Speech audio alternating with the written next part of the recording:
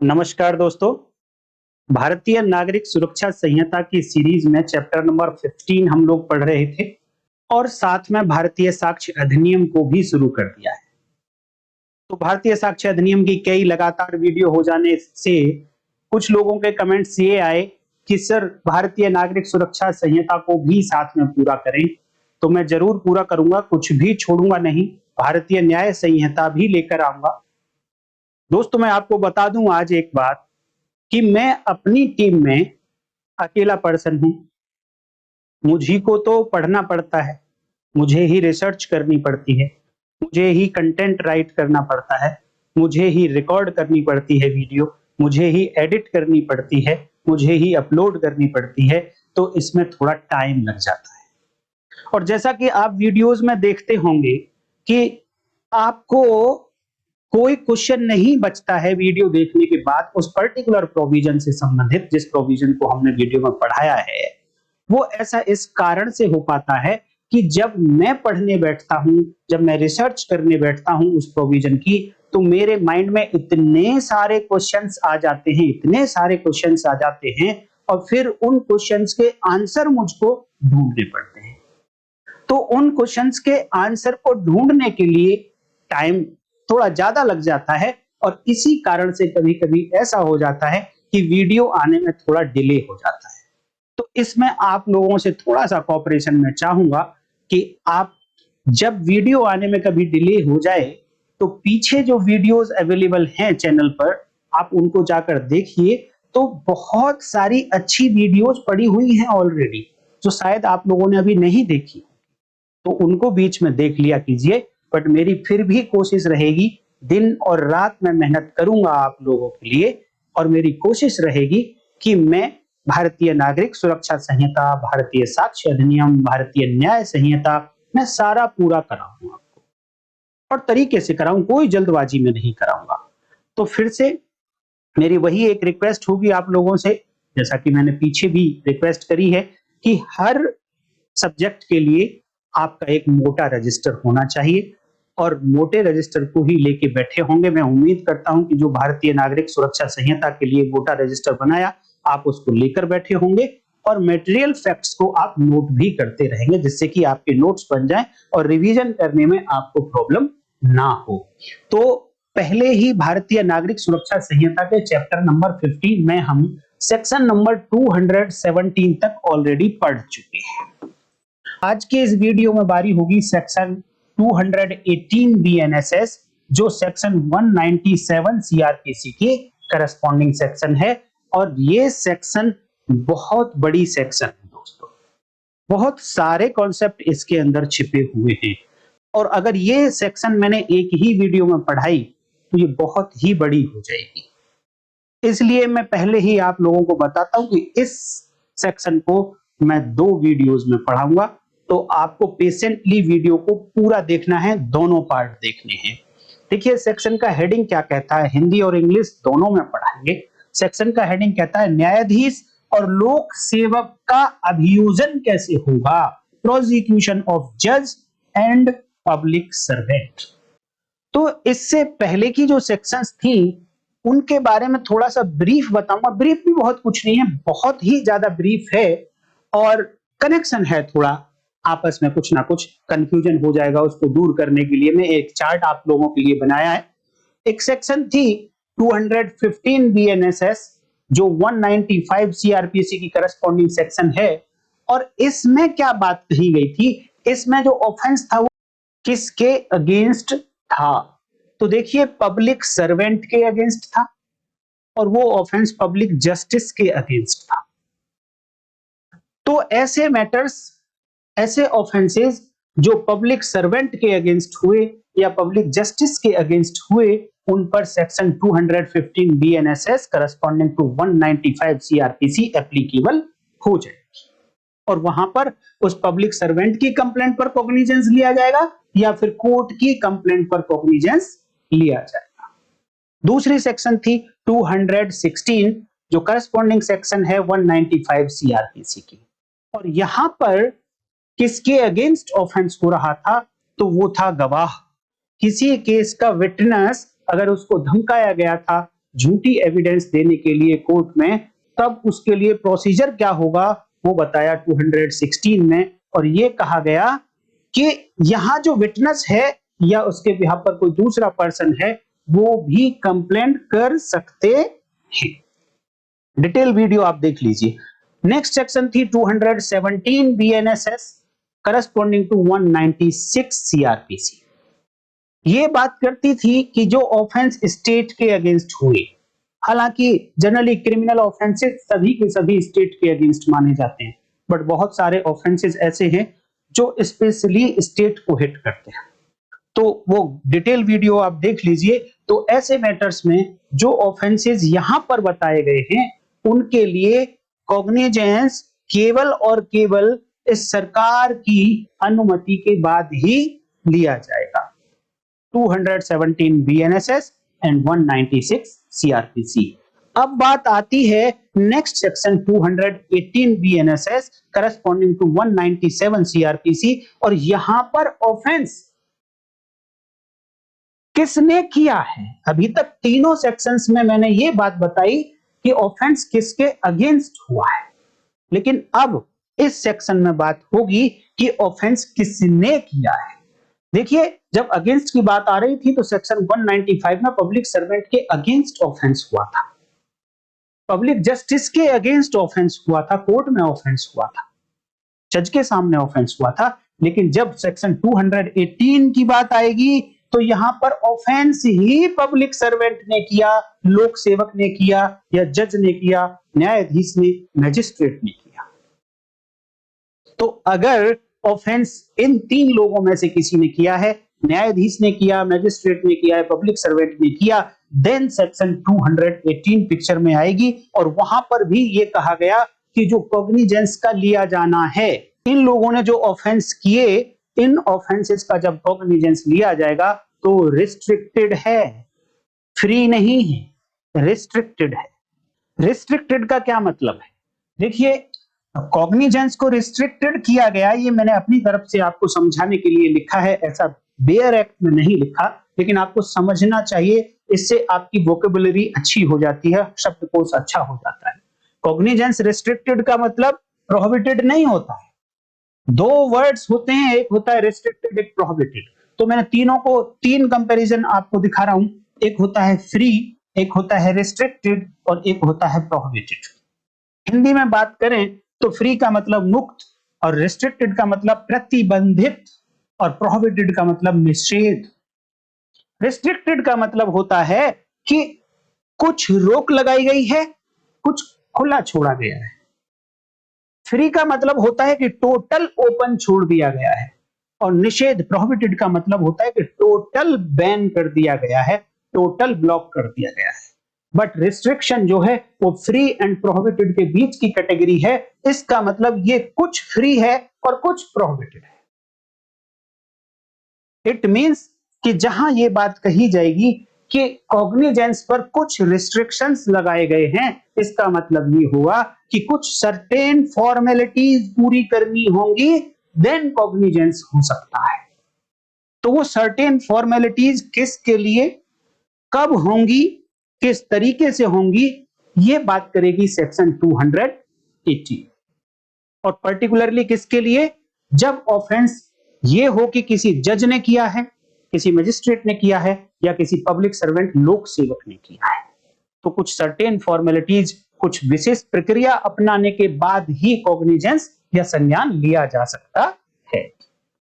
तो अब आते हैं कि सेक्शन 218 कहती क्या है। हेडिंग तो हमने देख लिया, लेकिन दोस्तों मैं यहां पर आपको वर्ड टू वर्ड जैसे दूसरी वीडियोस में पढ़ाता हूं आपको ऐसे नहीं पढ़ाऊंगा, क्योंकि बहुत ही ज्यादा कंटेंट लिखा हुआ है यहां पर, और ऐसे मैंने पढ़ाया तो आप कंफ्यूज हो जाएंगे। और मेरा है तरीका कि मैं कंफ्यूज नहीं, आपको कंफ्यूजन से बाहर निकालूं। तो आज की वीडियो मैंने कैसे बनाई है कि पहले मैं आपको इस सेक्शन की नींव तैयार करके दूंगा, और फिर उस नींव के ऊपर जब मकान बनाएंगे, जब कोठी बनाएंगे, तब एक एक क्वेश्चन हम रखते जाएंगे, उस क्वेश्चन का आंसर देते जाएंगे और फिर धीरे धीरे ये बिल्डिंग पूरी होती चली जाएगी और उस नींव पर फिर हम पूरी 197 सीआरपीसी या 218 बीएनएसएस की बिल्डिंग तैयार कर देंगे। तो नींव देखते हैं सबसे पहले कि इसकी नींव क्या कहती है। वो कहती है यदि किसी जज ने कोई अपराध किया या किसी मैजिस्ट्रेट ने या किसी लोक सेवक के विरुद्ध किसी अपराध को किए जाने का अभियोग है।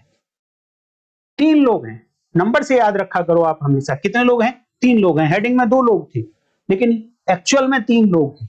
नंबर 1 जज साहब, नंबर 2 मैजिस्ट्रेट एंड नंबर 3 लोक सेवक पब्लिक सर्वेंट। अगर इनके विरुद्ध कोई ऑफेंस अपराध किए जाने का अभियोग है तो कोर्ट बिना एप्रोप्रिएट गवर्नमेंट की मंजूरी के संज्ञान नहीं लेगी। बेयर एक्ट में केवल गवर्नमेंट लिखा है कि गवर्नमेंट की प्रीवियस सेंशन के बिना कोई भी कोर्ट ऐसे 3 लोगों के अगेंस्ट कॉग्निजेंस नहीं लेगी जब उनके ऊपर आरोप होगा कि उन्होंने कोई ऑफेंस किया है। यह है एक नींव। अब पहला क्वेश्चन, सबसे पहला क्वेश्चन इसके ऊपर हम ये रखेंगे कि क्या सभी न्यायाधीश, क्या सभी मैजिस्ट्रेट, क्या सभी पब्लिक सर्वेंट लोक सेवक शामिल हैं इसमें? जितने भी अपने भारत में पब्लिक सर्वेंट लोक सेवक हैं, जज हैं, मैजिस्ट्रेट हैं, सभी के ऊपर ये सेक्शन एप्लीकेबल होती है क्या? तो इसका जवाब है नहीं, ऐसा नहीं। क्यों नहीं है ऐसा? तो फिर किसके ऊपर एप्लीकेबल होगी? तो केवल और केवल ऐसे जज, ओनली सच जजेस, ऐसे जज, ऐसे मैजिस्ट्रेट या फिर ऐसे पब्लिक सर्वेंट जिनको रिमूव किया जा सकता है उनके ऑफिस से या सर्विस से। उनको कैसे हटाया जा सकता है, ये टेस्ट है ये चेक करने का कि कौन से पब्लिक सर्वेंट, कौन से जज और कौन से मैजिस्ट्रेट होंगे। तो कैसे हटाया जा सकता है सर्विस से उनको? 2 तरीके से हटाया जा सकता हो। नंबर 1 बात कि या तो गवर्नमेंट खुद हटा सकती हो उसको ऑफिस से, सर्विस से, या फिर गवर्नमेंट की मंजूरी से हट सकता हो वो पब्लिक सर्वेंट, वो जज, वो मैजिस्ट्रेट अपनी ऑफिस से, अपनी सर्विस से। केवल और केवल ऐसे ही पब्लिक सर्वेंट, ऐसे जज और ऐसे मैजिस्ट्रेट ही यहां शामिल होंगे। और जो पब्लिक सर्वेंट, जज, मैजिस्ट्रेट जिनको हटाने के लिए ना तो गवर्नमेंट की मंजूरी चाहिए और ना ही ये चाहिए कि स्वयं गवर्नमेंट ही इनको हटाए, तो ऐसे लोग जो बच गए उनके लिए सेक्शन 218 एप्लीकेबल नहीं होती है। अब इस बात को सुनने के बाद आपके माइंड में एक क्वेश्चन आना चाहिए कि क्या कुछ पब्लिक सर्वेंट ऐसे भी होंगे कि उनको बिना सरकार की मंजूरी के हटाया जा सकता है?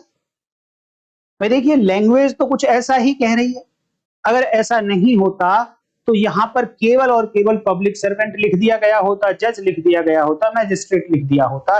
ये जो सारे शब्द लिखे कि या तो सीधे सीधे सरकार हटा सकती हो या सरकार की मंजूरी से हटाया जा सकता हो, ऐसे पब्लिक सर्वेंट, ऐसे जज और मैजिस्ट्रेट आते हैं। तो ये एक्स्ट्रा वर्ड लिखने की आवश्यकता ही नहीं थी अगर ऐसा नहीं होता। तो इससे ये मीनिंग निकल कर आता है कि काफी सारे ऐसे पब्लिक सर्वेंट होंगे जिनको हटाने के लिए गवर्नमेंट की मंजूरी की आवश्यकता नहीं चाहिए और ना ही चाहिए कि गवर्नमेंट ही उनको हटाए। सबसे पहले मैं बता दूं आपको कि पहला टेस्ट तो ये होगा इस सेक्शन का कि जिस ऑफिसर के ऊपर कोई अपराध करने का अभियोग है, आरोप है, सबसे पहले यह चेक करना होगा कि क्या वो ऑफिसर पब्लिक सर्वेंट है, लोक सेवक है वो। तो लोक सेवक कौन होगा, इसके लिए आप कहां से देखेंगे लोक सेवक की डेफिनेशन? तो जब आप बीएनएसएस देखने जाएंगे या सीआरपीसी देखने जाएंगे तो वहां पर पब्लिक सर्वेंट या लोक सेवक की परिभाषा नहीं दी गई है। तो आपको याद होगा कि सेक्शन नंबर 21 आईपीसी में पब्लिक सर्वेंट की डेफिनेशन दी गई है। बट क्वेश्चन ये आता है कि क्या जो डेफिनेशन आईपीसी में दी गई उस डेफिनेशन में आने वाले पब्लिक सर्वेंट को क्या सीआरपीसी में लिखे गए पब्लिक सर्वेंट की तरह यूज किया जा सकता है क्या? आपसे कोई अगर पूछ ले ये क्वेश्चन, सपोज इंटरव्यू में पूछ ले, तो आप क्या जवाब देंगे? तो आपके दो ही जवाब हो सकते हैं, या तो हाँ या ना। अगर आपने कहा हाँ कर सकते हैं, तो नेक्स्ट क्वेश्चन आएगा कि ऐसा कहां से आप कह रहे हैं कि आईपीसी या बीएनएस में लिखी गई डेफिनेशन पब्लिक सर्वेंट की, उसको आप सीआरपीसी या बीएनएसएस में यूज कर सकते हैं, ऐसा कहां से कह रहे हैं? तो उसके लिए आप देखिए कि सेक्शन नंबर 2 और उसकी सब सेक्शन 2 भारतीय नागरिक सुरक्षा संहिता, जब आप इसको पढ़ेंगे तो इस सेक्शन में यह लिखा गया कि जो शब्द यहां यूज हुए, यहां मतलब बीएनएसएस में यूज हुए बट डिफाइन नहीं किए गए, उनकी परिभाषा नहीं दी गई, तो उनका मीनिंग आप वहां से लीजिए। कहां से लीजिए? दो दो एक्ट लिखे हैं कि आप एक तो इंफॉर्मेशन टेक्नोलॉजी एक्ट 2000 से ले लीजिए ऐसे शब्द का मीनिंग, या फिर भारतीय न्याय संहिता से ले लीजिए, तो आपको जवाब मिल जाएगा। क्योंकि बीएनएसएस ने अलाउ किया है कि जो शब्द बीएनएसएस में लिखे गए हैं बट डिफाइन नहीं किए गए और साथ में बीएनएस में डिफाइन किए गए हैं, तो मीनिंग वहां से ले लेना। तो पब्लिक सर्वेंट की जो डेफिनेशन है वो इसी कैटेगरी में आती है। तो अब पब्लिक सर्वेंट की डेफिनेशन आप बीएनएस से ले सकते हैं, और बीएनएस की सेक्शन 2 देखिए और उसकी क्लॉज 28 देखिए, तो यहां पर पब्लिक सर्वेंट की डेफिनेशन दी गई है। जो पहले आईपीसी की बात करें तो सेक्शन नंबर 21 में दी गई थी, वो डेफिनेशन अब सेक्शन 2 क्लॉज 28 बीएनएस में दी गई है। तो यहां पर पब्लिक सर्वेंट का मीनिंग वहां से ले लेंगे। पहली बात तो ये हुई।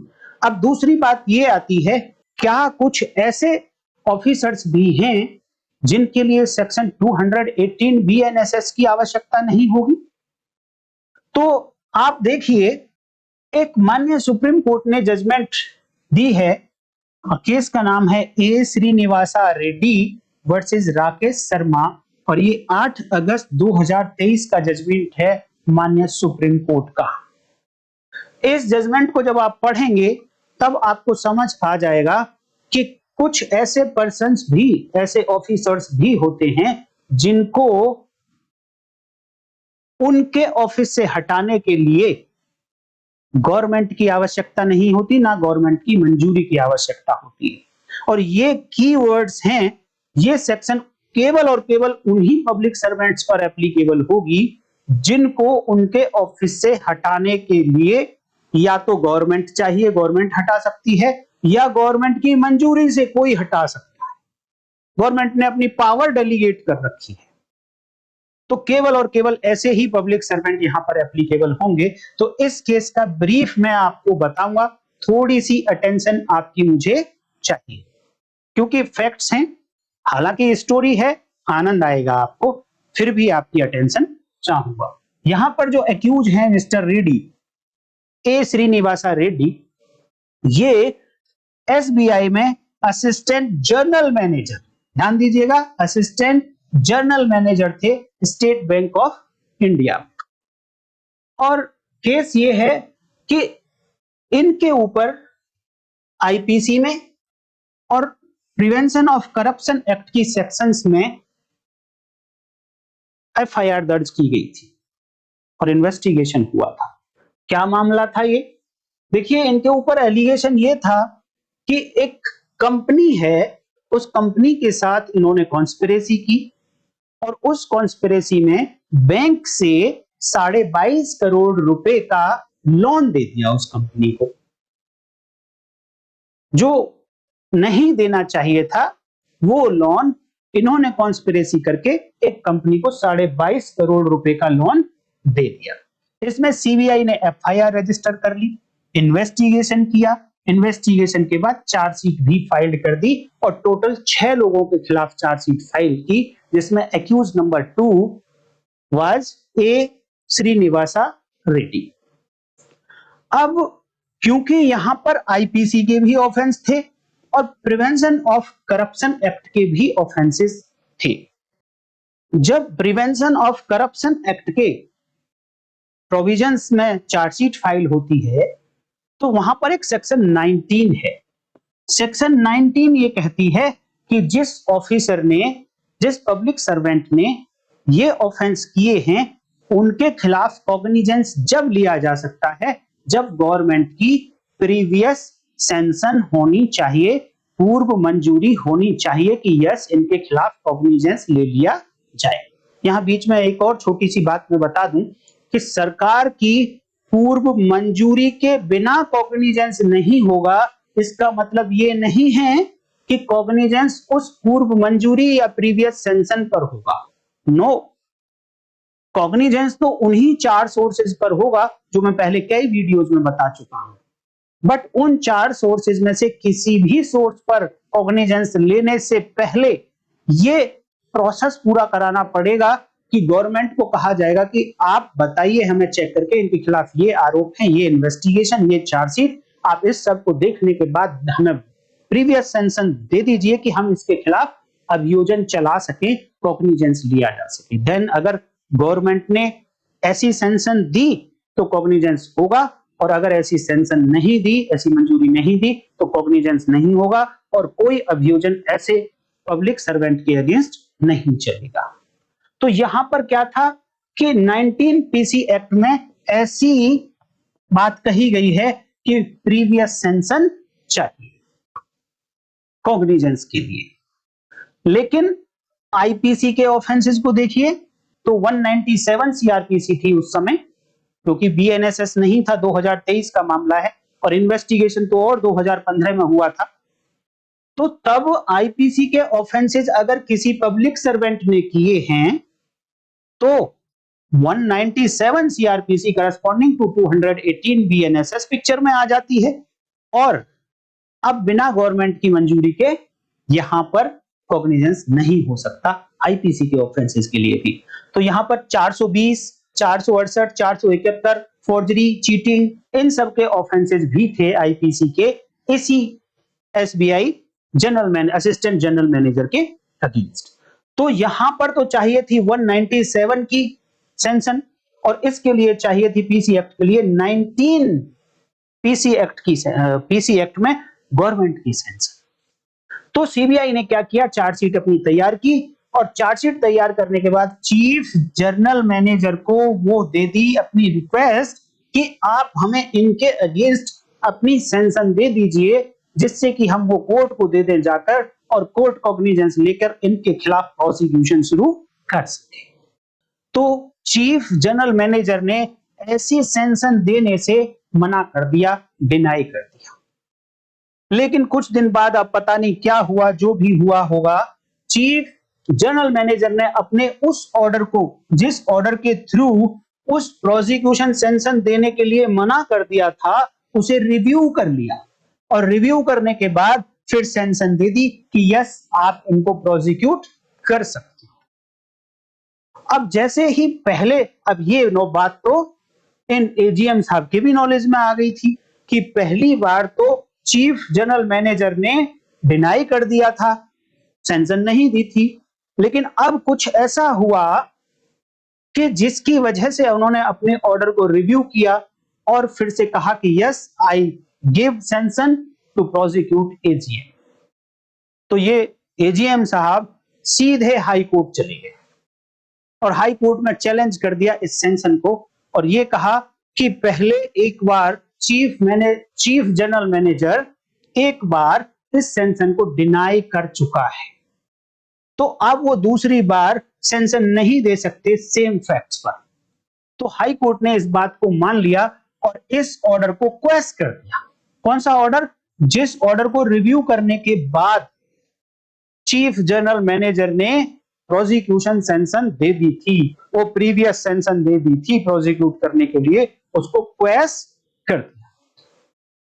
अब क्या होगा कि अब सैंक्शन ही नहीं है, क्योंकि दो तरीके के ऑफेंसेस इनके अगेंस्ट थे, आईपीसी के और पीसी एक्ट के। आईपीसी के लिए कहती है 197 सीआरपीसी, आज की डेट में 218 बीएनएसएस, कि पहले प्रीवियस सैंक्शन होगी गवर्नमेंट की तो ही कॉग्निजेंस होगा, उधर पीसी एक्ट भी यही कहता था कि प्रीवियस सेंशन होगी तो कॉग्निजेंस होगा। अब प्रीवियस सेंशन तो रही ही नहीं। जैसे ही यहां पर इस ऑर्डर को क्वेश्चन किया हाई कोर्ट ने, तो ये श्रीनिवासा रेड्डी सीधे जाते हैं कोर्ट में, स्पेशल कोर्ट के पास, ये तेलंगाना का मामला है, और कहते हैं कि मुझे आप डिस्चार्ज कर दीजिए, मेरे खिलाफ कोई मामला नहीं बनता। तो स्पेशल कोर्ट ने मामले को सुना, और मामले को सुनने के बाद ये कहा कि ठीक है कि जो आपके against prevention of corruption act के चार्जेस लगाए गए थे, आरोप लगाए गए थे, उनमें हमने आपको डिस्चार्ज कर दिया, क्योंकि सेंशन मना कर दी गई थी। अब रिकॉर्ड पे आज की डेट में सेंशन है नहीं, मैं कॉग्निजेंस ले नहीं सकता बिना सेंशन के, इसलिए आपको पीसी एक्ट के ऑफेंसेस में डिस्चार्ज कर दिया। लेकिन साथ के साथ ये कहा कि यस, आईपीसी के ऑफेंसेस में मैं कॉग्निजेंस ले रहा हूं। अब जैसे ही आईपीसी के ऑफेंसेस 420, 468, 471 एंड 120 बी आईपीसी के ऑफेंसेस का कॉग्निजेंस स्पेशल कोर्ट ने ले लिया। अब जैसे ही ये कॉग्निजेंस लिया, तो ये एएस श्रीनिवासा रेड्डी फिर से हाई कोर्ट चले गए, और इन्होंने कहा कि क्योंकि 197 सीआरपीसी की सेंशन नहीं है रिकॉर्ड पर, तो इसलिए मेरे खिलाफ आईपीसी के ऑफेंसेस का भी कॉग्निजेंस नहीं लिया जा सकता, और ये जो ऑर्डर कर दिया है स्पेशल जज ने, ये गलत है, इसको क्वेश्चन कर दीजिए और मुझे टोटल डिस्चार्ज कर दीजिए। देन हाई कोर्ट ने मैटर को सुना, और हाई कोर्ट ने मैटर को सुनने के बाद जो लोअर कोर्ट का ऑर्डर था उसको कंफर्म कर दिया, और ये कहा कि यस, उनका ऑर्डर ठीक है, पीसी एक्ट के ऑफेंसेस में आपको डिस्चार्ज कर दिया, बट आईपीसी के ऑफेंसेस का आपके ऊपर चार्ज बनता है। अब यहां पर क्वेश्चन ये था इनके सामने कि आईपीसी में जो ऑफेंसेस किए थे एजीएम ने, वो तो जब किए थे जब वो अपनी ऑफिशियल ड्यूटी कर रहे थे, जब ये पब्लिक सर्वेंट थे, तो इनके ऊपर तो सेक्शन 197 सीआरपीसी एप्लीकेबल होती है, और जब ये एप्लीकेबल होगी तो बिना प्रीवियस सेंशन के कॉग्निजेंस नहीं हो सकता है। तो हाई कोर्ट ने ये कह दिया कि एजीएम के मामले में 197 सीआरपीसी की प्रीवियस सेंशन की आवश्यकता नहीं है। ऐसा क्यों बोला? ऐसा उन्होंने इसलिए बोला कि 197 सीआरपीसी कौन से पब्लिक सर्वेंट पर एप्लीकेबल होती है? उन्होंने कहा कि सभी पब्लिक सर्वेंट पर एप्लीकेबल नहीं होती है। कुछ पब्लिक सर्वेंट जिनको उनकी सर्विस से हटाने के लिए या तो गवर्नमेंट हटा सकती हो उसको, या गवर्नमेंट की मंजूरी की आवश्यकता हो उसे हटाने के लिए, केवल और केवल ऐसे ही पब्लिक सर्वेंट के ऊपर ये सेक्शन 197 एप्लीकेबल होती है। अदरवाइज दूसरे पब्लिक सर्वेंट्स पर ये सेक्शन एप्लीकेबल नहीं होती है। और आप वही हैं, असिस्टेंट जनरल मैनेजर एसबीआई, आप वो पब्लिक सर्वेंट हो जिनको हटाने के लिए गवर्नमेंट की आवश्यकता नहीं है, ना गवर्नमेंट की मंजूरी की आवश्यकता है।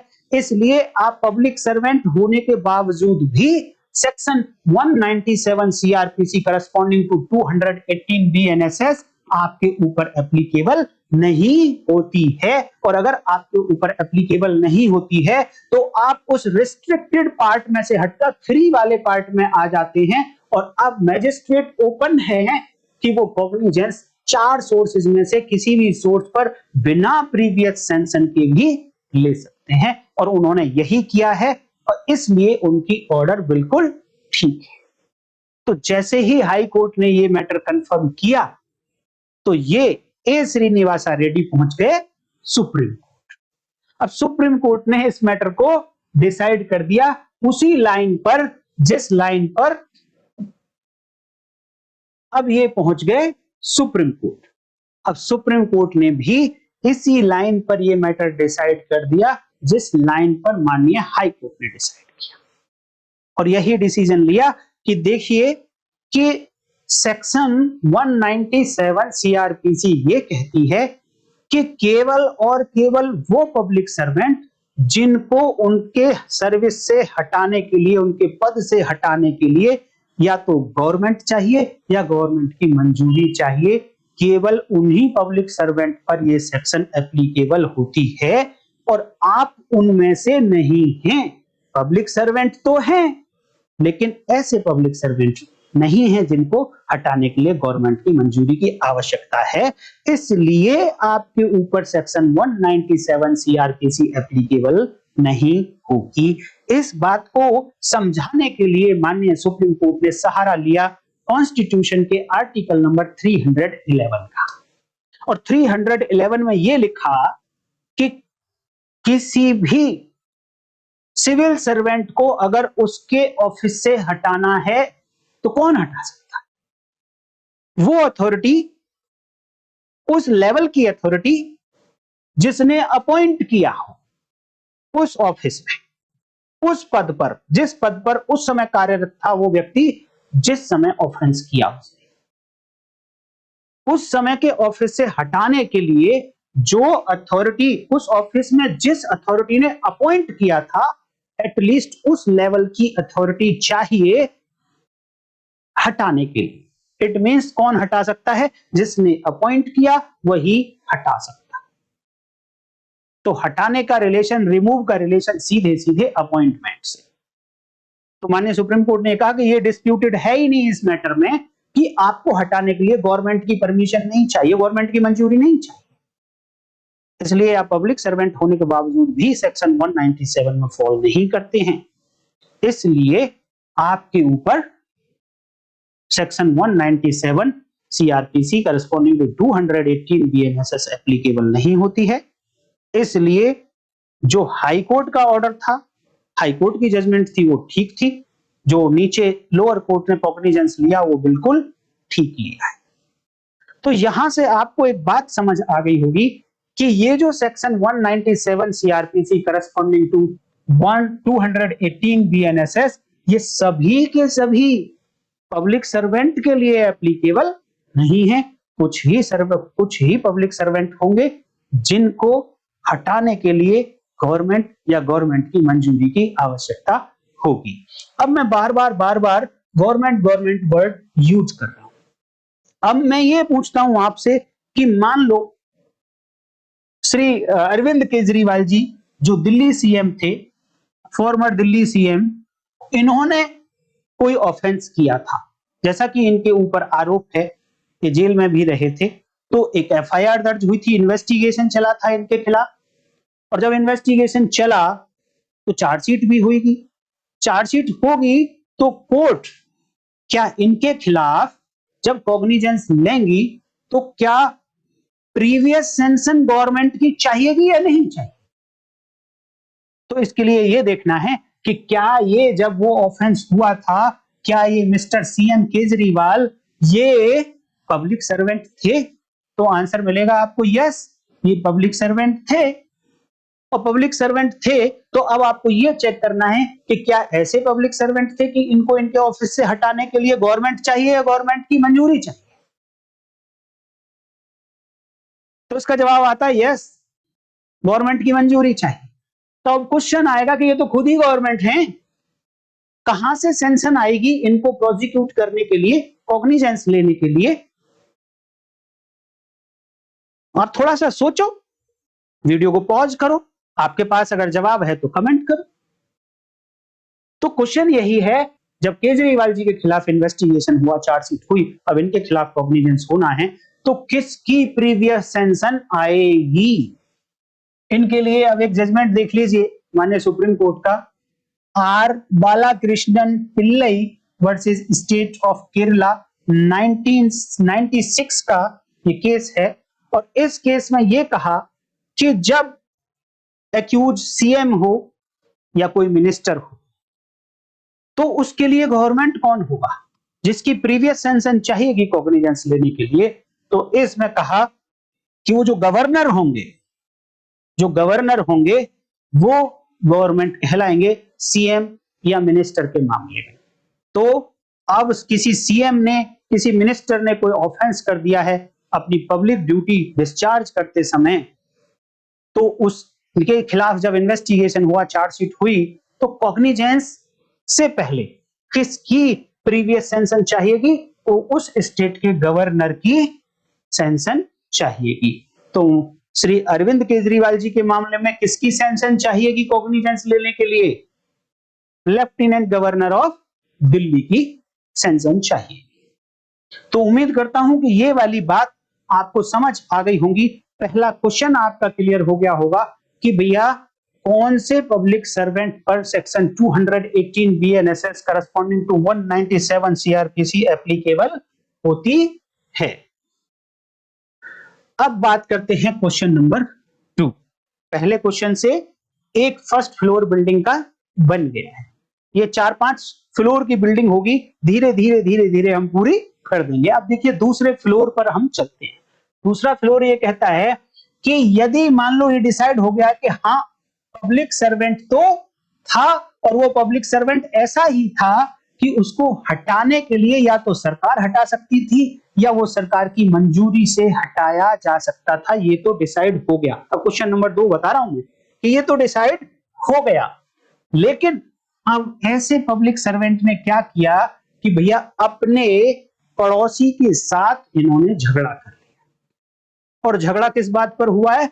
अडल्ट्री के आरोप पर हुआ है। मैं ज्यादा नहीं बताऊंगा।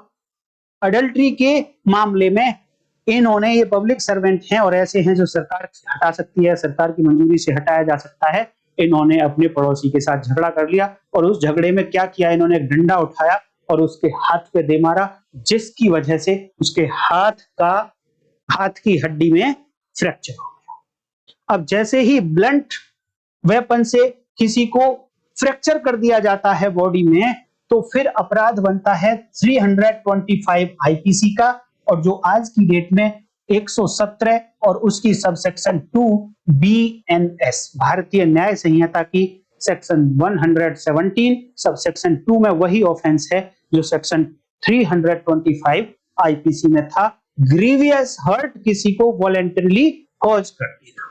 तो यहां पर अब पब्लिक सर्वेंट जी ने क्या कर दिया, अपने पड़ोसी को ग्रीवियस हर्ट कर दी, गंभीर चोट पहुंचाती जानबूझकर स्वेच्छा से।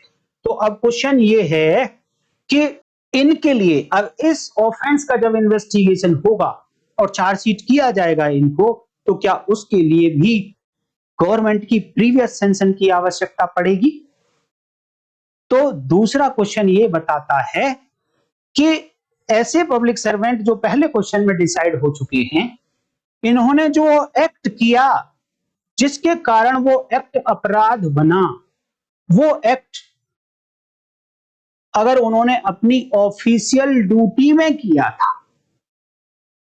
अपनी ऑफिशियल ड्यूटी में किया था वो एक्ट, तब ही प्रीवियस सैंक्शन की जरूरत पड़ेगी ऐसी गवर्नमेंट की। अगर वो एक्ट ऑफिशियल ड्यूटी में नहीं किया था, तब फिर कॉग्निजेंस के लिए प्रीवियस सैंक्शन की आवश्यकता नहीं है। वो फिर से फ्री वाली कैटेगरी में आ जाएगा ये ऑफेंस, और मैजिस्ट्रेट साहब बिना किसी रोक टोक के कॉग्निजेंस किसी भी सोर्स पर ले सकते हैं, चारों सोर्सेस में से। तो ये बात देखिए किस तरीके से डिसाइड की गई, कहां लिखे हैं ऐसे शब्द। सेक्शन 218 जब आप पढ़ेंगे करस्पॉन्डिंग टू 197, तो उसमें वर्ड्स यूज हुए हैं, any offence alleged to have been committed by the public servant while acting or purporting to act in the discharge of his official duty। ये सेक्शन 218 से मैंने उठाकर रखा है, जिससे कि आप ये देख सकें कि उसमें ये कहा गया कि उसी ऑफेंस के लिए सेक्शन 218 बीएनएसएस की आवश्यकता पड़ेगी जो ऑफेंस उस पब्लिक सर्वेंट ने अपनी ऑफिशियल ड्यूटी को करते हुए किया, या एक्चुअल ऑफिशियल ड्यूटी में काम नहीं कर रहा था लेकिन एक्चुअल ड्यूटी ऑफिशियल ड्यूटी की तरह ही काम कर रहा था, तब भी प्रीवियस सैंक्शन की आवश्यकता पड़ेगी गवर्नमेंट की। तो यहां इस मामले में जब ये पब्लिक सर्वेंट साहब ने ग्रीवियस हर्ट की, तो अब ऐसे मामले में प्रीवियस सैंक्शन की आवश्यकता नहीं पड़ेगी। देखिए ये जो वर्ड्स यहां पर लिखे हैं, ऑफिशियल ड्यूटी में कोई एक्ट करते करते उन्होंने ऑफेंस किया। तो आप मुझे एक बात बताइए कि कोई भी ऑफिशियल ड्यूटी क्या ऑफेंस हो सकती है कभी भी? नहीं हो सकती।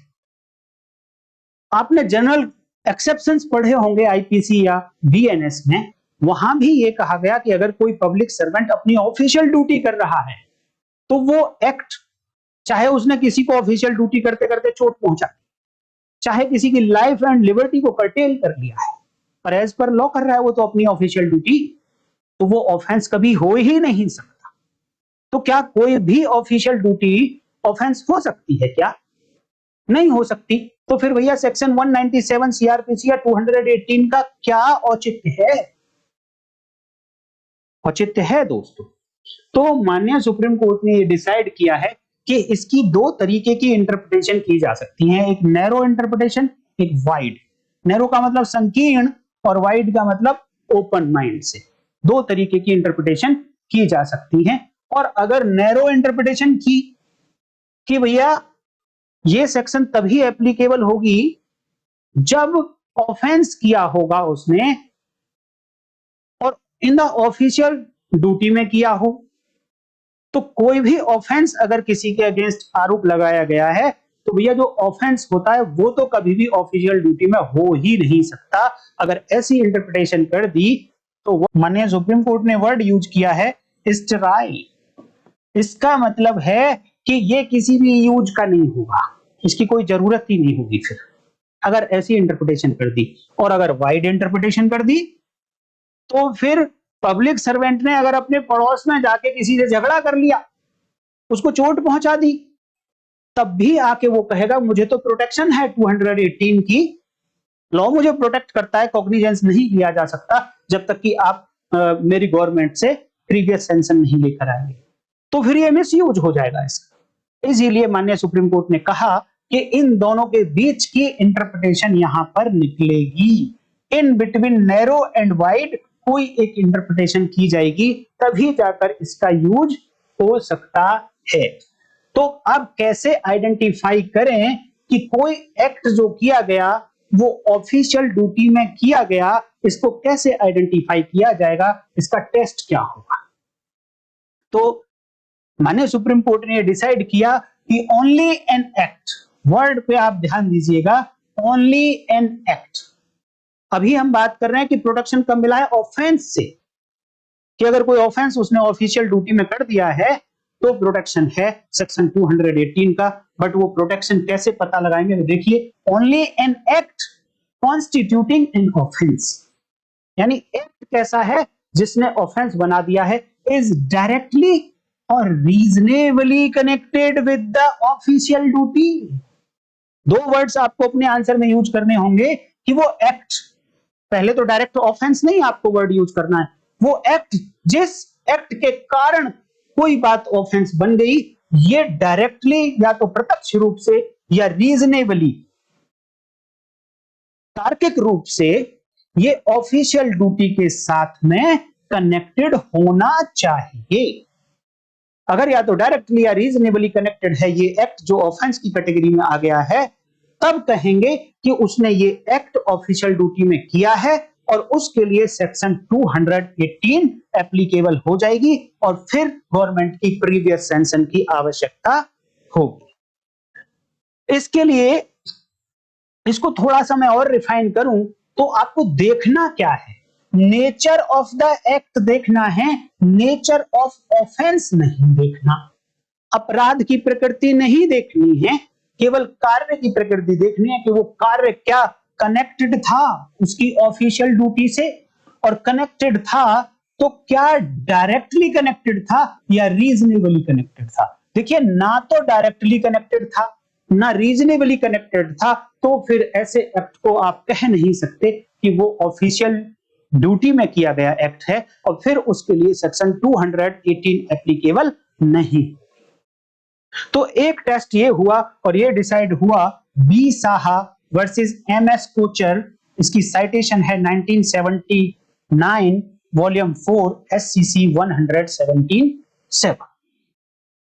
एक एग्जांपल मैंने अभी आपको दिखा दिया, ग्रीवियस हर्ट वाला। तो उसका ऑफिशियल ड्यूटी से कोई भी कनेक्शन नहीं था। अब मैं इसको थोड़ा और रिफाइन करने की कोशिश करूं तो आप साधारण शब्दों में ऐसे समझ सकते हैं कि जो एक्ट ऑफेंस बन गया, वो एक्ट वो व्यक्ति तभी कर पाया जब वो कहीं ना कहीं पब्लिक सर्वेंट था। अदरवाइज अगर वो पब्लिक सर्वेंट नहीं होता तो शायद ये वाला एक्ट वो कर ही नहीं पाता। अगर एक्ट ऐसा है और फिर भी ऑफेंस हो गया है इससे कनेक्टेड, देन आप कहेंगे कि वो ऑफिशियल ड्यूटी में हुआ है और उसके लिए सेक्शन 218 बीएनएसएस की प्रीवियस सेंशन की आवश्यकता पड़ेगी। दूसरा टेस्ट और बताया, there would be coherent nexus. Word use करना है आपको, कोहेरेंट नेक्सस। नेक्सस का मतलब होता है कनेक्शन, संबंध, जुड़ाव, रिलेशन। कोहेरेंट कनेक्शन होना चाहिए किसके बीच में? बिटवीन एन एक्ट, फिर से वही ऑफेंस नहीं, between an act complaint of as an offence and the duty of the public servant. यानी जो पब्लिक सर्वेंट की ड्यूटी थी उसमें इस एक्ट के साथ में एक नेक्सस होना चाहिए, कहीं ना कहीं कनेक्शन होना चाहिए, तभी जाकर से कहेंगे कि सेक्शन 218 बीएनएसएस एप्लीकेबल हो गई है। इसी को और फर्दर एक्सप्लेन करते हुए कहा कि चाहे वो पब्लिक सर्वेंट अपनी ड्यूटी करते करते अपनी पावर्स को एक्सीड कर गया है, जो जितनी राइट्स, जितनी पावर्स उसको दी गई थी उनसे बाहर निकल के भी उसने एक्ट कर दिया है, तो भी 197 सीआरपीसी या वो 218 बीएनएसएस की प्रीवियस सेंशन की आवश्यकता पड़ेगी। For example, excess use of power का एग्जांपल देखिए। पुलिस ऑफिसर को पावर है कि वो अगर किसी पर्सन को अरेस्ट करने जाता है और उसने कहा कि भाई हम आपको अरेस्ट कर रहे हैं, आप हमारे सामने सरेंडर कर दीजिए तन से मन से, लेकिन उस व्यक्ति ने सरेंडर नहीं किया, उसने रेसिस्ट किया, तो पुलिस ऑफिसर को पावर दी गई है कि सेक्शन 46 सीआरपीसी होती थी, अब सेक्शन 43 बीएनएसएस है और उसमें पावर दी गई कि वो रीजनेबल फोर्स यूज कर सकता है उसको अरेस्ट करने के लिए, अपनी कस्टडी में लेने के लिए। अब मान लो रीजनेबल फोर्स को कहीं नाप तोड़ तो हो नहीं सकती है कि कितना रीजनेबल था, केवल उतना कि मिनिमम यूज करना है जब तक वो अपने आप को अपनी पुलिस ऑफिसर की कस्टडी में सरेंडर ना कर। अब मान लो उसमें यह भी कहा गया है कि वो पुलिस ऑफिसर ऐसा फोर्स यूज करते हुए किसी व्यक्ति की डेथ तक भी कर सकता है, लेकिन वो ऑफेंस कैसा होना चाहिए? वहां एक कैटेगरी दी गई है कि या तो डेथ पेनल्टी से पनिशेबल होना चाहिए या लाइफ इंप्रिजनमेंट वाली पनिशमेंट से पनिशेबल ऑफेंस होगा। ऐसे ऑफेंस का एक्यूज है और उसको अरेस्ट करते समय फोर्स का यूज कर रहे हैं तो वो डेथ कॉज भी कर सकता है, लेकिन डेथ करने की इंटेंशन से नहीं, मिनिमम फोर्स का यूज करते करते डेथ हो गई। चलो जी, ये तो हुई कि इतनी पावर दी गई। इसका मतलब जिन ऑफेंसेस में डेथ करने तक की पावर नहीं दी गई, अगर उनमें डेथ कर दी उसने अरेस्ट करते हुए, तो उसने क्या किया है? अब उसकी वो डेथ करना ऑफिशियल ड्यूटी नहीं थी, ऑफिशियल ड्यूटी थी मिनिमम फोर्स यूज करना बिना उसकी डेथ की। बट यहां पर क्या किया कि एक लेवल था कि आप इतने लेवल की पावर यूज कर सकते हैं, बट इसको एक्सीड कर गया, इससे ज्यादा पावर यूज करके वो यहां पहुंच गया। लेकिन जब ये ज्यादा पावर का यूज किया उसने, तो यहां अपनी ऑफिशियल ड्यूटी के साथ उसका कुछ नेक्सस है, रिलेशन है। अगर वो इस ड्यूटी में नहीं होता तो वो पावर ही यूज नहीं कर सकता था, फोर्स ही यूज नहीं कर सकता था।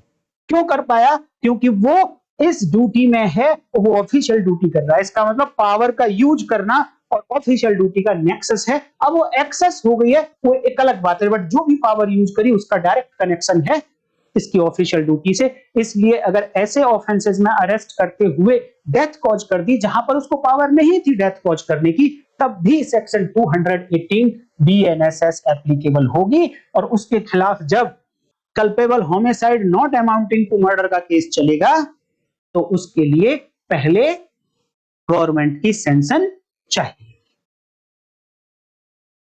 तो उम्मीद करता हूं कि आपको इस तरीके से समझ आ रहा होगा। और ये बात आपको कहां मिलेगी देखने के लिए, A D Partha Sarathi versus G S Khurdukar 1975 criminal law journal 1290 Andhra Pradesh high court की जजमेंट, दूसरी सुप्रीम कोर्ट की भी है, जिसमें इस आंध्र प्रदेश ने इस जजमेंट को देते हुए AIR 1969 SC 686 को यूज किया और वहां पर यही बातें कही गई थी कि अगर एक्सेस भी कर दिया है पावर का यूज तो भी कोई बात नहीं, लेकिन कनेक्शन था ड्यूटी के ऑफिशियल ड्यूटी के साथ में तो 197 CRPC करस्पॉन्डिंग टू 218 BNSS की आवश्यकता पड़ेगी। अब मैं बार बार एक एक्ट वर्ड यूज कर रहा हूं कि उसने एक्ट किया, कार्य किया। अब मैं आपसे क्वेश्चन पूछता हूं कि उसने कार्य ना करके कार्य का लोप किया, मेंशन कर दिया, लेकिन किया है ऑफिशियल ड्यूटी करते हुए। पब्लिक सर्वेंट वैसा है जैसा कि पहले क्वेश्चन में बताया। तो क्या ऐसे ओमिशन के लिए भी सेक्शन 218 की आवश्यकता होगी? बिल्कुल होगी। क्यों? क्योंकि जब आप एक्ट पढ़ते हैं तो वहीं पर ओमिशन भी इंक्लूड होता है। मान लो पब्लिक सर्वेंट को कोई ड्यूटी करनी थी और वो ड्यूटी उसने नहीं की और उस ड्यूटी को ना करने के कारण किसी के साथ ऑफेंस हो गया। अब वो व्यक्ति जिसके साथ ऑफेंस हुआ इस पब्लिक सर्वेंट को प्रोसिक्यूट करना चाहता है फॉर हिज ओमिशन। तो भैया ऐसे ऑफेंस के लिए भी जो ओमिशन की वजह से हुआ है एज वेल एज एक्ट, तो उसके लिए भी सेक्शन 218 एप्लीकेबल होगी और without previous sanction of government the court can not take cognizance against this person for such offences. ये बात आपको अगर देखनी है तो देख लीजिए, दिल्ली एडमिनिस्ट्रेशन वर्सेस सूबे सिंह, दिल्ली हाई कोर्ट की जजमेंट है 1985 की। अब मैं बार बार आप लोगों को एक बात कह रहा हूं कि कुछ सेलेक्टेड पब्लिक सर्वेंट्स हैं, जजेस हैं, मैजिस्ट्रेट हैं, जिनको सेक्शन 218 की प्रोटेक्शन मिली हुई है। किस बात से मिली हुई है? कि उनके अगेंस्ट फ्रीली प्रोसिक्यूशन नहीं किया जा सकता जैसे कि दूसरे लोगों के अगेंस्ट किया जा सकता है। कॉग्निजेंस के लिए रिस्ट्रिक्शन लगाई गई है कोर्ट के ऊपर कि no court shall take cognizance of an offence which has been alleged to committed by a public servant in the discharge of his official duty. तो जो पब्लिक सर्वेंट के अगेंस्ट एलिगेशन है कि इन्होंने ऑफेंस किया, भैया उसका कॉग्निजेंस नहीं लेगी कोर्ट। जबकि दूसरी तरफ वहीं आप इंडियन कॉन्स्टिट्यूशन देखेंगे तो वहां रूल ऑफ लॉ की बात हुई है। आर्टिकल 14 आप देखेंगे इंडियन कॉन्स्टिट्यूशन का तो वहां पर बात कही गई है कि everyone is equal before law, equal protection available होगी सभी के लिए। ऐसा नहीं है कि किसी के लिए अलग टाइप की प्रोटेक्शन, दूसरे के लिए दूसरे टाइप की प्रोटेक्शन। नो, आर्टिकल 14 कहता है इक्वल प्रोटेक्शन बिफोर लॉ। इसका मतलब तो यहां देखने में ही प्राइमा फेसाई ऐसा लग रहा है कि किसी पर्टिकुलर पर्सन को तो प्रोटेक्शन दे दी गई है प्रोसिक्यूशन से और बाकी को कह दिया गया है कि आप पब्लिक सर्वेंट नहीं है तो आपके खिलाफ फ्री प्रोसिक्यूशन हो जाएगा, लेकिन अगर ये पब्लिक सर्वेंट है तो यहां प्रोसिक्यूशन रेस्ट्रिक्टेड है। तो क्या ये इक्वल प्रोटेक्शन बिफोर लॉ है? दोस्तों इस बात का जवाब मैं अगली वीडियो में दूंगा और बहुत सारे क्वेश्चंस साथ में रखेंगे और पूरी बिल्डिंग बनाएंगे 197 CRPC करस्पॉन्डिंग टू 218 BNSS की, क्योंकि अदरवाइज ये वीडियो बहुत लंबी हो जाएगी। तो आज की वीडियो में मैं इतना ही रखूंगा। उम्मीद करता हूं दोस्तों कि सेक्शन में कुछ नई बातें सीखने को मिली होंगी और आसानी से आपको याद भी हो रही होगी। तो अगर वीडियो आपको अच्छी लग रही है, मैं आपको कुछ जानकारी दे पाता हूं, तो वीडियो को लाइक करिए, हाइप करिए। जो लोग नए हैं चैनल को सब्सक्राइब करके नोटिफिकेशन को ऑन करिए और शेयर कर सकते हैं तो शेयर भी कर दीजिए। ऐसी ही वीडियोस और भी भारतीय साक्ष्य अधिनियम, भारतीय नागरिक सुरक्षा संहिता भारतीय न्याय संहिता तीनों के ऊपर मैं डीप स्टडी करने के बाद आप लोगों के लिए वीडियो लाता रहूंगा, ये मेरा वादा है। आज की वीडियो में इतना ही, नेक्स्ट वीडियो में फिर मिलेंगे इस क्वेश्चन के जवाब के साथ। तब तक के लिए नमस्कार, जय हिंद।